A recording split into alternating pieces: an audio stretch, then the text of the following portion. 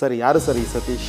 ಸತೀಶ್ ಕ್ಯಾಡಬಾಂಬ್ಸ್ ಅಂದರೆ ಯಾರು ಅನ್ನೋದು ಬೀದಿಲೂ ಗೊತ್ತಾಗ್ತಾ ಇದೆ. ನನಗೇನಂದರೆ ಶೋಕಿ ಇಲ್ಲ sir. Sudeep sir Bigg Boss team ಅವ್ರಿಗೆ ಹೇಳಿದ್ರಂತೆ, ಬೆಳಿಗ್ಗೆ ಎದ್ದು ನನ್ನ ಮೊಬೈಲ್ ಆನ್ ಮಾಡಿದ್ರೆ ಬರೀ ಸತೀಶ್ದೇ ಬರ್ತದಲ್ಲ, ಒಳ್ಳೆ ಸರ ಪಟಾಕಿ ಥರ ಬರೋದು. ಈ ಬಗ್ಗೆ ನಾನು ಹೇಳೋದು ಇಲ್ಲಿ ಬರೀ ಚೂರು ಒಳ್ಳೇದು ತೋರಿಸ್ತಾ ಇದ್ದಾರೆ ಸರ್. ಆದರೆ ತುಂಬ ಕೆಟ್ಟವರು ಸರ್, ತುಂಬ ಕೆಟ್ಟ ಬುದ್ಧಿ ಸರ್. ಆ ಥರ ನನ್ನ ಲೈಫಲ್ಲಿ ನೋಡಿಲ್ಲ ಸರ್. ಇವರು ಸಿಕ್ತವ್ರು ಒಂದೊಂದು ಫಂಕ್ಷನ್ ಒಬ್ಬೊಬ್ರನ್ನ ಲವ್ ಮಾಡ್ತಾರೆ, ಯಾವ್ದಾರ ಒಂದು ಬಿದ್ದುಬಿಡ್ಲಿ ಅಂತ. ಅಂದರೆ ಇವ್ರು ಕಟ್ಕೊಂಡ್ರೆ ಫಸ್ಟ್ ನೈಟ್ ದಿನನೇ ಡೈವರ್ಸ್ ಆಗ್ಬಿಡೋದು. ಕಾವ್ಯ ಜೋಡಿ ಬಂದು ಅವಳಿಗೆ ಕಾಡಾಗ್ತಾ ಅವಳು ಬೀಳಲಿಲ್ಲ, ಯಾಕಂದರೆ ಅವಳ ಕ್ವಾಲಿಟಿ ಏನು ಇವನ್ ಕ್ವಾಲಿಟಿ ಏನು ಸರ್. ಒಂದು ಒಳ್ಳೆ ಫ್ಯಾಮಿಲಿಯಿಂದ ಹುಟ್ಟು ಬಂದರೆ ಒಂದು ಕಲ್ಚರ್ ಕಲ್ತಿರ್ತಾರೆ, ಇವನು ಏನೂ ಕಲ್ತಿಲ್ಲ. ನಿನ್ನೆ ಒಂದು ಮದುವೆಗೆ ಬೀಗ್ರೂಟಕ್ಕೆ ಹೋಗಿದೆ ಸರ್.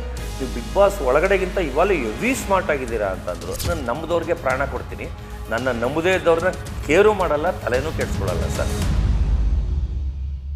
ಹಾಯ್ ಹಲೋ ನಮಸ್ಕಾರ, ನೀವು ನೋಡ್ತಾ ಇದ್ದೀರಾ ರಿಪಬ್ಲಿಕ್ ಕನ್ನಡ ನ್ಯೂಸ್. ಸೊ ಇವತ್ತು ನಮ್ಮ ಜೊತೆಗೆ ಒಬ್ಬರು ಫೈರ್ ಬ್ರ್ಯಾಂಡ್ ಇದ್ದಾರೆ. ಇತ್ತೀಚೆಗೆ ಸೋಷಿಯಲ್ ಮೀಡಿಯಾದಲ್ಲಿ ಒಂದು ರೀತಿ ಸಂಚಲನವನ್ನು ಸೃಷ್ಟಿಸಿ ಬಿಗ್ ಬಾಸ್ ಮನೆಗೂ ಕೂಡ ಹೋಗಿ ಬಂದಿದ್ದರು. ಸೊ ನಮ್ಮ ಜೊತೆಗಿದ್ದಾರೆ ಸತೀಶ್ ಕ್ಯಾಡಬಾಂಬ್ ಅವರು. ಹಾಯ್ ಸರ್, ನಮಸ್ಕಾರ. ಸರ್ ನಮಸ್ತೆ, ಚೆನ್ನಾಗಿದ್ದೀರಾ? ಚೆನ್ನಾಗಿದ್ದೀನಿ ಸರ್. ಯಾರು ಸರ್ ಈ ಸತೀಶ್? ನೀವೇ ನೋಡ್ತಾ ಇದ್ದೀರಲ್ಲ ಸರ್, ಸೋಷಿಯಲ್ ಮೀಡಿಯಾ ಫುಲ್ ಬರೀ ನಂದೇ ನ್ಯೂಸ್ ಬರ್ತಾ ಇದೆ. ನೀವೇ ಹೇಳ್ತಾ ಇದ್ದೀರಾ, ನೀವೇ ಹೇಳ್ಬೇಕು ನನ್ನ ಬಗ್ಗೆ. ಇತ್ತೀಚೆಗೆ ಒಂದಷ್ಟು ಸೋಷಿಯಲ್ ಮೀಡಿಯಾಗಳಲ್ಲಿ ನಿಮ್ಮನ್ನು ಟ್ರೋಲ್ ಮಾಡುವಂಥದ್ದು, ಅಪಹಾಸ್ಯ ಮಾಡುವಂಥದ್ದು ಮಾಡ್ತಾರೆ. ನಿಮಗೆಲ್ಲ ಒಂದು ಕಡೆ ನೋವು ಅನಿಸೋದಿಲ್ವಾ? ಅನಿಸೋದಿಲ್ಲ ಸರ್, ನಾನು ನೋಡೋದೇ ಇಲ್ಲ ಸರ್. ಇವಾಗ ಅವ್ರಿವ್ರು ಕಳಿಸ್ತಾರಲ್ಲ ಸರ್, ವಾವ್ ಸೂಪರ್ ಅಂತ ಸ್ಮೈಲಿ ಕಳಿಸ್ತೀನಿ ನಾನು. ಅಂದರೆ ಇನ್ನೂ ಖುಷಿಯಾಗಿ, ಯಾಕಂದರೆ ನಾನು ಕಾಸು ಕೊಟ್ಟು ನನ್ನ ಪ್ರಮೋಷನ್ ಮಾಡು ಅಂದರೆ ಅದು ರೀಚ್ ಆಗಲ್ಲ. ಈ ಥರ ಟ್ರೋಲ್ ಮಾಡೋದೇನಾಗುತ್ತೆ, ಫುಲ್ಲು ರೀಚ್ ಆಗ್ತಾಯಿದೆ. ನನಗೆ ಯಾವ ಲೆವೆಲ್ಗೆ ಅಂದರೆ, ಒಂದೊಂದು ಫಂಕ್ಷನ್ಗೆ ಹೋದರೆ ಅಲ್ಲಿ ಮೇಯ್ನ್ ಹೀರೋಯಿನ್ನೇ ಬಂದಿದ್ರು ಅವ್ರಿಗಿಂತ ಜಾಸ್ತಿ ನನಗೆ ಮುತ್ಕೊಳ್ತಾ ಇದ್ದಾರೆ. ಈಗ ಮೊನ್ನೆದೊಂದು ಸ್ಯಾಂಪಲ್ ಹೇಳೋಕ್ಕೆ ಇಷ್ಟಪಡ್ತೀನಿ. ಒಂದು ಫಂಕ್ಷನ್ಗೆ ಹೋಗಿದ್ದೆ, ಅಲ್ಲಿ ಹೀರೋಯಿನಿಂದೆ ಯಾರೂ ಹೋಗ್ತಾನೆ ಇಲ್ಲ, ಎಲ್ಲ ನನ್ನಿಂದೆ ಓಡಿ ಬರ್ತಾ ಇದೆ. ಇದಕ್ಕೆಲ್ಲ ಕಾರಣ ಟ್ರೋಲ್ ಮಾಡಿರೋದು ಪ್ಲಸ್ ಬಿಗ್ ಬಾಸ್ ಅಂತಲೇ ಹೇಳೋಕ್ಕೆ ಇಷ್ಟಪಡ್ತೀನಿ. ಯಾಕಂದರೆ ಬಿಗ್ ಬಾಸ್ ಒಂದು ಒಳ್ಳೆ ವೇದಿಕೆ, ಅಲ್ಲಿ ನನಗೆ ಒಳ್ಳೆ ರೆಕಗ್ನೈಸೇಷನ್ ಸಿಕ್ತು. ಅಂದರೆ ಅದಕ್ಕಿಂತ ಮುಂಚೆ ನಾನು ಇಂಟರ್ನ್ಯಾಷನಲ್ ಇದ್ರೂ ಬರೀ ನನ್ನದೇ ಆದ ಒಂದು ಫಂಕ್ಷನ್ಗೆ ಹೋದಾಗ ಮಾತ್ರ ಗುರ್ತಿಡಿಯೋರು, ಆದರೆ ಪಬ್ಲಿಕಲ್ಲಿ ಗುರ್ತಿಡಿತಾ ಇರಲಿಲ್ಲ. ಇವಾಗ ಹಿಂದಿಯವರು, ಹೂವು ಡೆಕೋರೇಷನ್ ಮಾಡೋರು ಹಿಂದಿಯವರು, ಅವ್ರ ಮಗ ಇಷ್ಟುದ್ದ ಹುಡುಗ ನೀವು ಬಿಗ್ ಬಾಸ್ ಅಲ್ವಾ ಅಂತಾನೆ. ಅಂದರೆ ಕನ್ನಡ ಬರ್ದೇ ಇರೋನು ಅಷ್ಟು ಗುರ್ತಿಡಿತಾನೆ. ಆ ಲೆವೆಲ್ಗೆ ರೆಕಗ್ನೈಸೇಷನ್ ಬಂದಿದ್ದೆ ನಂಗೆ ಬಿಗ್ ಬಾಸಿಂದ. ಅದಾದಮೇಲೆ ಆಚೆ ಬಂದಮೇಲಂತೂ ಟ್ರೋಲರ್ಸಿಂದನೇ ನನಗೆ ಹೆಸರು ಜಾಸ್ತಿ ಆಗಿದ್ದು. ಯಾಕಂದರೆ ಒಂದು ಹೆಂಗೋ ಒಂದು ಪ್ರಚಾರದಲ್ಲಿರಬೇಕು. ಅಂದರೆ ನನ್ನಿದು ಅವ್ರು ಎಷ್ಟಾರ ಆಡ್ಕೊಳ್ಳಿ, ಎಷ್ಟಾರ ಬೈಲಿ, ನಾನು ಅದು ನೋಡಿದ್ರೆ ತಾನೇ ಸಿಟ್ಟು ಬರುತ್ತೆ. ನಾನು ಅದನ್ನು ನೋಡೋದೇ ಇಲ್ಲ. ಬರೀ ಏನಂದರೆ ಕೌಂಟ್ ನೋಡ್ತೀನಿ, ಶೇರು, ಲೈಕು, ಕಮೆಂಟು ಎಷ್ಟು ಇದಾಗಿದೆ, ವ್ಯೂಸ್ ಆಗಿದೆ ಅಷ್ಟೇ ನೋಡೋದು. ಅದಾದಮೇಲೆ ಕೆಳಗಡೆ ಹಿಂಗೆ ಓಪನ್ ಮಾಡಿಬಿಟ್ಟು ಅಲ್ಲಿ ಆರ್ಟ್ ಮಾರ್ಕ್ ಇರುತ್ತೆ, ಟಕ ಟಕ ಟಕ ಟಕ ಟಕ ಟಕ ಕೊಟ್ಬಿಟ್ಟು ಮುಚ್ಚಿಬಿಡ್ತೀನಿ. ಇವಾಗ ಅದು ನೋಡಿದ್ರೆ ತಾನೇ ನಮ್ಮ ನೆಮ್ಮದಿ ಕೆಡೋದು. ಯಾಕಂದ್ರೆ ನನಗೆ ಹುಟ್ಟಿದಾಗಿಂದ ಸರ್ ತಲೆನೋವು ಅಂದ್ರೇ ಗೊತ್ತಿಲ್ಲ. ಯಾಕಂದರೆ ಅಷ್ಟು ಕೂಲ್ ಮನುಷ್ಯ ನಾನು. ಅಂದರೆ ಎಲ್ಲದನ್ನೂ ಪಾಸಿಟಿವ್ ಆಗೇ ತೊಗೊಳ್ತೀನಿ, ನೆಗೆಟಿವ್ನೂ ಇಷ್ಟಪಡ್ತೀನಿ. ಯಾಕಂದರೆ ಅವ್ರಿಗೇ ನಾನೊಂದು ಪ್ರೈಸ್ ಅಂತ ಇದು ಮಾಡಿ, ಇವಾಗ ಒಂದು ಚಾನಲ್ ಅವ್ರೇ ಜಾಸ್ತಿ ಬಂದಿರೋದು, ಅವ್ರಿಗೆ ಒಂದು ಡಾಗ್ನು ಗಿಫ್ಟ್ ಆಗಿ ಕೊಡ್ತಾ ಇದ್ದೀನಿ. ಅದನ್ನು ಒಂದು ಫಂಕ್ಷನ್ ಮುಖಾಂತರ ಗಿಫ್ಟ್ ಆಗಿ ಕೊಡ್ತಾ ಇದ್ದೀನಿ ಸರ್. ಸತೀಶ್ ಅವ್ರು ಏನೇ ಮಾಡಿದ್ರು ದೊಡ್ಡದಾಗೆ ಮಾಡ್ತಾರೆ. ಅಲ್ಲ, ನನಗೆಲ್ಲ ಸ್ವಲ್ಪ ಕೊಲಾಬಲ್ಲಿ ಸಿಗುತ್ತೆ ಸರ್, ಅದರಿಂದ ಆ ವೇದಿಕೆನ ಹಂಗಂಗೆ ಯೂಸ್ ಮಾಡ್ಕೊಳ್ತೀನಿ. ಈಗ ಮೊನ್ನೆ ತಾನೇ ಒಂದು ನೈಸಾ ಸ್ಕೈ ಬಾರ್ ಪಬ್ಬಲ್ಲಿ 20 ಅಡಿ ಕೇಕ್ ಕಟ್ ಮಾಡಿ ನಾನು ಲಾಂಚ್ ಮಾಡಿದೆ. ಅಂದರೆ ಅದು ಡೆಕೋರೇಷನ್ನವರು ಬೇರೆಯವರು ಒಪ್ಕೊಂಡಿದ್ರು ಅದು ಕೇಕ್ ಮಾಡೋದಕ್ಕೆ. ಅವರು ಲಾಸ್ಟ್ ಅವತ್ತು ಬರ್ಡೇ ದಿನವೇ 1:48 ವಿತ್ ಪ್ರೂಫ್ ತೋರಿಸ್ತೀನಿ, ಟೀಮಲ್ಲಿ ಯಾರೋ ತೀರೋದ್ರು ಅಂತ ಕೈ ಕೊಟ್ಬಿಟ್ರು ಸರ್. ಬರೀ 2 ಗಂಟೆಯಿಂದ 6 ಗಂಟೆ 7 ಗಂಟೆ ಒಳಗೆ ನಾನು ರೆಡಿ ಮಾಡಿಸ್ಬೇಕು. ಹೆಂಗೆ ಮಾಡಿಸಿರ್ಬೋದು ಸರ್?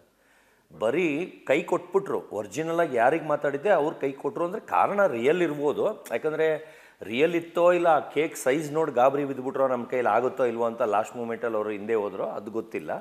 ಆದರೆ ಇಮ್ಮಿಡಿಯೇಟ್ ಸರ್ ನಾನು ತಲೆನೇ ಕಡಿಸ್ಕೊಳ್ಳಿಲ್ಲ, ನಾನೇ ಕೆಲಸದೊಂಥರ ಟಕ ಟಕ ರೆಡಿ ಆಗಿಬಿಟ್ಟಿದ್ದೆ. ಆ ಬಟ್ಟೆ ಬಿಚ್ಬಿಟ್ಟು ಹಳೆ ಬಟ್ಟೆ ಹಾಕ್ಕೊಂಡು ಟಕ ಟಕ ಟಕ ಅಂತ ಎಲ್ಲ ಓಡಾಡಿ ಒಂದು ಅರೇಂಜ್ ಮಾಡಿ ಒಂದು ಲೆವೆಲ್ಗೆ ಮಾಡಿದೆ. ಆದರೆ 1:30 ಸಾಂಗ್ ಆಗ್ತಿದ್ದಂಗೆ ಅದು ಸ್ಪೀಕರ್ದು ಎಫೆಕ್ಟ್ಗೆ ಡಿಚ್ಕ ಅನ್ನತ್ತಲ್ಲ, ಎಲ್ಲ ಟಪ ಟಪ ಅಂತ 1:30 ಹಾಡಿಗೆ ಬರೀ 10 ನಿಮಿಷಕ್ಕೆ ಬಿದ್ದೋಯ್ತು ಸರ್ ಎಲ್ಲ. ಅಂದರೆ ಸದ್ಯ ಅಷ್ಟರಲ್ಲಿ ನಮ್ಮದು ವಿಷುವಲ್ಸ್ ಆಗೋಗಿತ್ತು. ಅದೊಂದು ಬೇಜಾರಿದೆ, ಯಾಕಂದ್ರೆ ನಾನು ಅಂದ್ಕೊಂಡಂಗೆ ಆಗಲಿಲ್ಲ ಕೇಕ್ ಅಂತ. ಆಮೇಲೆ ಪ್ಲಸ್ ಅದು ಕೇಕು ನಾವು ಮಾಡಿ ಕಷ್ಟ ಬಿದ್ದು ಮಾಡಿದ್ದೂ ಬರೀ 10 ನಿಮಿಷಕ್ಕೆ ಬಿದ್ದೋಯ್ತು. ಅಂದರೆ ಒಂದು ಸಾಂಗ್ ಮುಗೀತು, ಇನ್ನೊಂದು ಸಾಂಗ್ ಬರ್ತಾಯಿತ್ತು. ಅಂದರೆ ಪಕ್ಕನೇ ಸ್ಪೀಕರ್ಸ್ ಇತ್ತಲ್ಲ, ಅದ್ರದ್ದು ವೈಬ್ರೇಷನ್ ಇತ್ತು, ಅದರಿಂದ ಎಲ್ಲ ಟಪ ಬಿದ್ದುಬಿಡ್ತು. ಅಂದರೆ ಇನ್ನೂ ಜನನೇ ಬಂದಿರಲಿಲ್ಲ, ಎಲ್ಲರೂ ಬಂದು ನೋಡಿದ ಮೇಲೆ ಬಿದ್ದಿದ್ರೆ ಒಂದು ಚೆನ್ನಾಗಿ ಅನ್ನಿಸ್ತಿತ್ತು.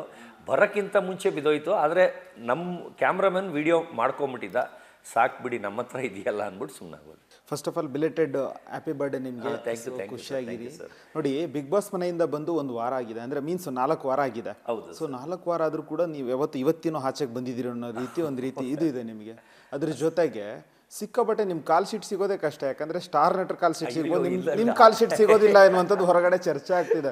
ಅಷ್ಟೊಂದು ಬಿಸಿನಾ ಸರ್ ನೀವು? ಸರ್ ಅದು ಏನಾಗಿದೆ ಅಂದರೆ ಇವಾಗ ನೋಡಿ, ಚಂದ್ರಪ್ರಭಾ ಆಚೆ ಬಂದರು, ಅವ್ರನ್ನ ಇಂಟರ್ವ್ಯೂ ಮಾಡೋದು ಬಿಟ್ಟು ಅವ್ರ ಪರವಾಗಿ ನನ್ನ ಹತ್ರ ಇಂಟರ್ವ್ಯೂ ಮಾಡೋಕ್ಕೆ ಬಂದರು. ಏನಕ್ಕೆ ನನ್ನ ಹತ್ರ ಕಂಟೆಂಟ್ ಸಿಗುತ್ತೆ ಅಂತ. ಅವ್ರ ಹತ್ರ ಹೋದ್ರೆ ಸಪ್ಪೆ ವೈಟ್ ರೈಸ್ ಥರ, ನನ್ನ ಹತ್ರ ಬಂದರೆ ಅವ್ರ ಬಗ್ಗೆ ನಾನು ಹೇಳೋದೇ ಬಿರಿಯಾನಿ ಥರ ಇರುತ್ತೆ.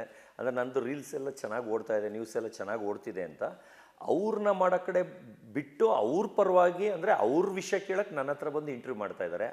ಆದರೆ ಬಿಗ್ ಬಾಸಿಂದ ಬರ್ತಿದ್ದಂಗೆ ನಂದು ಮಾಡಿದ್ರು, ನಂದು ಬರ್ತಿದ್ದಂಗೆ ಯಾರು ಆಚೆ ಬರ್ತಾರೋ ಅವ್ರದನ್ನ ನನ್ನ ಹತ್ರ ಮಾತಾಡಿದ್ರು. ಅಂದರೆ ಈಗ ನಿಶಾನೋ ರಾಶಿ ಯಾರು ಬಂದಿದ್ದಾರಲ್ಲ, ಈಗ ರಿಷಾ ಬಂದಿದ್ದಾರೆ, ಅವ್ರ ಪರಿಚಯ ಇಲ್ಲ, ಅದಕ್ಕೆ ಬರ್ತಾ ಇಲ್ಲ.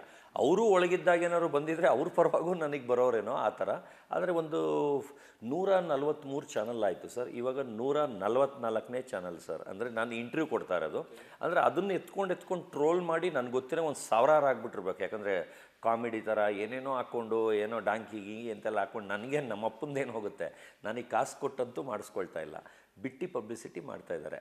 ನನಗಿವಾಗ ಏನಾಯಿತು, ಪ್ರಚಾರ ಚೆನ್ನಾಗಾಗ್ತಾಯಿದೆ. ಈಗ ಸತೀಶ್ ಕ್ಯಾಡಬಾಂಬ್ಸ್ ಅಂದರೆ ಯಾರು ಅನ್ನೋದು ಬೀದಿಲೂ ಗೊತ್ತಾಗ್ತಾ ಇದೆ. ಆದರೆ ಈಗ ಬೇರೆಯವ್ರದ್ದು ಏನಂದರೆ ಬರೀ 13ರಿಂದ 18 ಚಾನಲ್ ಆಯ್ತಂತೆ. ಈಗ ಆಚೆ ಬಂದ್ರಲ್ಲ ಎಷ್ಟೊಂದು ಜನ, ಅವ್ರದ್ದೆಲ್ಲ ನಾನು ಚೆಕ್ ಮಾಡಿದೆ, ನಿಮ್ಗೆ ಎಷ್ಟು ಬಂದು ನಿಮ್ಗೆ ಎಷ್ಟು ಅಂದರೆ 13ರಿಂದ 18 ಬಂದು ಸ್ಟಾಪ್ ಆಗೋಯ್ತು ಅಂತಂದರು. ನನಗೆ ಇನ್ನೂ ಸ್ಟಾಪ್ ಆಗಿಲ್ಲ. ಹೆಂಗಂದರೆ ನನಗೆ ನೋಡಿ ಗಂಟ್ಲು ಇವಲ್ಲೂ ಕರಕರಯಿಂದನೇ ನಿಮ್ಮ ಹತ್ರ ಮಾತಾಡ್ತಾಯಿದ್ದೀನಿ. ನನಗೆ ಒಂದಿನ ಯಾರು ಬರದೇ ಇದ್ದರೆ ಸಾಕಪ್ಪ, ರೆಸ್ಟ್ ತೊಗೊಂಬಿಡೋಣ ಅಂತ. ಒಂದು ಸಲ ಫಂಕ್ಷನ್ ಇರುತ್ತೆ, ಇಲ್ದಿದ್ರೆ ಯಾವ್ದಾರ ಒಂದು ಇಂಟರ್ವ್ಯೂಗೆ ಬರ್ತಾ ಇರುತ್ತೆ. ಅದರಲ್ಲಂತೂ ಹೋಮ್ ಟೂರು ಅದು ಇದು ಅಂತ ಬಂದ್ಬಿಟ್ಟು 5 ಅವರ್ 3 ಅವರ್ ಅಡುಗೆ ಎಲ್ಲ ಮಾಡಿಸ್ಕೊಂಡೆಲ್ಲ ಮಾಡ್ತಾ ಇದ್ದಾರೆ. ನನಗೆ ಅವರಿಂದ ನನಗೆ ಟಯರ್ಡ್ ಆಗ್ತಾ ಇದೆ. ಯಾಕಂದರೆ ನಾನು ಫ್ರೀ ಟೈಮಲ್ಲಿದ್ದರೆ ಅಡುಗೆನೂ ಮಾಡ್ತೀನಿ, ಎಲ್ಲ ಮಾಡ್ತೀನಿ, ಮನೆ ಕ್ಲೀನ್ ಮಾಡ್ತೀನಿ, ಲೆಟ್ರಿನೂ ತೊಳೆಯೋದು, ವೀಡಿಯೋ ಮಾಡ್ತೀರಾ ಮಾಡ್ಕೊಳ್ಳಿ ಅಂತ. ಅಂದರೆ ಅದು ಬ್ಯಾಕ್ ಟು ಬ್ಯಾಕ್ 2-3 ಬಂದು ವೆಯ್ಟ್ ಮಾಡ್ತಾ ಇರ್ತಾರೆ. ಅದು ಒಬ್ಬೊಬ್ಬರೇ ಬಂದು 5 ಅವರ್ಸು 4 ಅವರ್ಸ್ ಮಾಡ್ತಾ ಇದ್ದಾರೆ. ನನಗದು ತುಂಬ ಟಯರ್ಡ್ ಅನ್ನಿಸ್ತಾ ಇದೆ. ಅದರಿಂದ ನಾನು ಏನು ಮಾಡ್ತೀನಿ, ಹೆಂಗಾರ ಮಾಡಿ ಯಾವ್ದಾರ ಫಂಕ್ಷನ್ ದಿವಸ ಫುಲ್ ಬ್ಯುಸಿ ಅಂದ್ಬಿಟ್ಟು ಅರ್ಧ ತಪ್ಸ್ಕೊಬಿಟ್ರೆ ಅರ್ಧ ದಿನ ರೆಸ್ಟ್ ಸಿಗುತ್ತೆ. ತಿರ್ಗಾ ಸಾಯಂಕಾಲ ಫಂಕ್ಷನ್ ಅಟೆಂಡ್ ಮಾಡಿ ಮಲ್ಕೊಂಬಿಟ್ಟು ಮಾರನೇ ದಿವಸ ಫುಲ್ ಒಂದು ಬೆಳಗ್ಗೆ 10 ಗಂಟೆಗೆ ಸ್ಟಾರ್ಟ್ ಮಾಡಿದ್ರೆ 10-10:45ವರೆಗೂ ಮಾಡ್ತಾಯಿದ್ದಾರೆ ಸರ್. ರಾತ್ರಿ 10-10:45ವರೆಗೂ ಮನೇಲೇ ಕರ್ಸ್ಕೊಳ್ತಾ ಇದ್ದೀನಿ. ಫಸ್ಟ್ ಎಲ್ಲ ಬೇರೆ ಜಾಗದಲ್ಲಿ ಮಾಡ್ತಿದ್ದೆ, ಯಾಕಂದರೆ ಅಲ್ಲಿ ಅಷ್ಟೊತ್ತು ಮಾಡೋಕ್ಕೆ ಅವಕಾಶ ಕೊಡ್ತಾ ಇರಲಿಲ್ಲ. ಅಂದರೆ ಪಬ್ಬಲ್ಲಿ, ಆಫೀಸಲ್ಲಿ ಒಂಥರ ಲಕ್ಸುರಿ ಇರೋ ಕಡೆ ಮಾಡ್ತಾಯಿದ್ದೆ. ಅವ್ರೇನಂದರೆ ಲಿಮಿಟ್ ಇರುತ್ತೆ ಅವ್ರದ್ದು. ಅಂದರೆ ಇಷ್ಟೊತ್ತಾದಮೇಲೆ ಹೊಟ್ಟೋಗಿ ಕಸ್ಟಮರ್ ಬರ್ತಾರೆ ಆ ಥರ. ಅದರಿಂದ ಈ ತಲೆನೋವೇ ಬೇಡ ಅಂತ ನಂದು ಕೆಂಗೇರಿಲಿ ಮನೆ ಇದೆ ಸರ್. ಅಂದರೆ ಮನೆಯೇ ಒಂದು ಸ್ಟುಡಿಯೋ ಲೆವೆಲ್ಗೆ ಸೆಟಪ್ ಮಾಡಿದ್ದೀನಿ, ಒಂದು ಬಾರ್ ಸೆಟಪ್ ಥರ ಇದೆ. ಎಲ್ಲರೂ ಅಲ್ಲೇ ಇಷ್ಟಪಡ್ತಾ ಇದ್ದಾರೆ, ಅಲ್ಲೇ ಎಲ್ಲರಿಗೂ ಇಂಟರ್ವ್ಯೂ ಮಾಡ್ತಾಯಿದ್ದೀನಿ ಸರ್. ಸರ್, ಇನ್ನೊಂದು ಹೊರಗಡೆ ಚರ್ಚೆ ಆಗ್ತಿದೆ.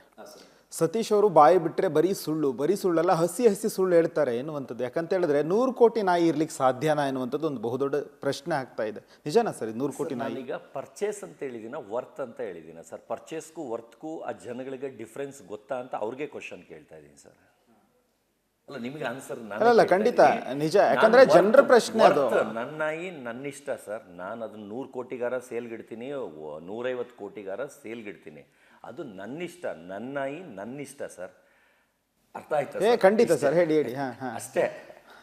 ಚಿನ್ನಾರನ್ನ ನನ್ನ ನಾಯಿ, ನಾನು ಎಷ್ಟು ಕಷ್ಟ ಬಿದ್ದು ಅದನ್ನು ತಂದಿರ್ತೀನಿ, ನನಗೆ ಗೊತ್ತು ಸರ್. ಸರ್, ಇದೆಲ್ಲ ಎಲ್ಲಿ ಹುಡುಕ್ತೀರಾ ನೀವು? ಯಾಕಂತ ಹೇಳಿದ್ರೆ ಇಲ್ಲಿ ಕರ್ನಾಟಕದಲ್ಲಿ ಆ ಥರದ ತಳಿ ಸಿಗ್ಲಿಕ್ಕೆ ಸರ್ ಇವಾಗ 5 ತಿಂಗಳು ಮರಿ ಸರ್. ಇವಾಗ ನಿನ್ನೆ ಯಾರೋ ಒಬ್ಬ ಚಿಕ್ಕಮಂಗ್ಳೂರವನು ಇದೇ ಅಪ್ಪ ಅಮ್ಮ ಅಂತ ಅವ್ನು ಪ್ರಮೋಷನ್ ಮಾಡೋಕ್ಕೋಸ್ಕರ ಬೀದಿಲಿ ಇಟ್ಕೊಬಿಟ್ಟು ಇದೇ ಅಪ್ಪ ಅಮ್ಮ ಅಂತ ಸುಳ್ಳು ಬಿಟ್ಕೊಂಡವನೆ. ಅದು ಇದ್ರ ಕಾಲು ಕೆಳಗೆ ನುಗ್ಗುತ್ತೆ ಸರ್. ಇದ್ರ ಕಾಲು ಕೆಳಗೆ ನುಗ್ಗುತ್ತೆ. ಅಂದರೆ ಅಷ್ಟು ಹೈಟ್ ಕಡಿಮೆ ಇದೆ ಸರ್. ಇಷ್ಟೇ ಹೈಟ್ ಅಪ್ಪ ಅಮ್ಮನಿಗೆ 5 ತಿಂಗಳು ಮರಿ ಇಷ್ಟೇ ಹತ್ರ ಬರೋಕ್ಕೆ ಚಾನ್ಸ್ ಇದೆಯಾ ಸರ್? ಅವನು ಪ್ರೂಫ್ ಇದ್ದರೆ ಅದ್ರ ಜೊತೆ ಹಾಲು ಕುಡಿಯೋದೋ, ಅಮ್ಮ ಮರಿ ಇದ್ದಾಗ ಪ್ಯಾಚ್ ಗೊತ್ತಾಗ್ಬಿಡಲ್ವ ಸರ್? ಇದು ನಂದು ಮರಿ ಅಂತ ಅವ್ನ ಪ್ರಮೋಷನ್ಗೆ ಅಲ್ಲೇ ಯಾವುದೋ ಒಂದು ಚಾನಲ್ ಇಂಟ್ರಿ ಕೊಟ್ಕೊಂಡವನೇ. ಅರ್ಥ ಆಗ್ತಿದೆ? ಆಮೇಲೆ ಇನ್ನೊಂದು ಬಟ್ಟೆನೂ ಅಷ್ಟೇ, ಇನ್ನೊಬ್ರು ಯಾರೋ ನಾನೇ ಕೊಟ್ಟಿದ್ದು ಅಂತ ಬರೀ ಕೇಳಿದ್ದವ್ರ ಹತ್ರ ನಾನು. ಎಲ್ಲ ಒಂದ್ ಕಡೆ ಸತೀಶ್ ಅವ್ರ ಹೆಸರು ಹೇಳ್ಕೊಂಡು ಕೆಲವರೆಲ್ಲ ಮಾಡ್ಕೊಳ್ಳಿ, ನನಗೂ ಬೇಕಿಲ್ಲ. ಇವತ್ತು ಬೇಕಾದ್ರೆ ಅವ್ರಿಗೂ ಮೆಸೇಜ್ ತೋರಿಸಿನಿ, ಥ್ಯಾಂಕ್ ಯು, ಸೂಪರ್ ಆಗಿ ಮಾಡಿದ್ದೀರಾ ಅಂತ ಹಿಂಗೆ ವಾವ್ ಅಂತಾನೆ ಹಾಕಿದ್ದೀನಿ. ಯಾಕಂದ್ರೆ ಅವರಿಂದ ಅವ್ರ ಸರ್ಕಲ್ ನೋಡ್ತಾರೆ, ಅವರಿಂದ ಚಿಕ್ಕಮಂಗ್ಳೂರು ಸರ್ಕಲ್ ನೋಡ್ತಾರೆ. ನನಗೇನಂದ್ರೆ ಒಟ್ಟಿನಲ್ಲಿ ರೊಟೇಷನ್ ಆಗ್ತಾ ಇರಬೇಕು. ಅವ್ರು ಬೈಲಿ ಹೊಗಳ್ಳಿ ನನಗೆ ಅದು ಫೈದಾ ಆಗಲ್ಲ. ಏನೋ ಒಂದು ಸತೀಶ್ ಕ್ಯಾಡಬಾಂಬ್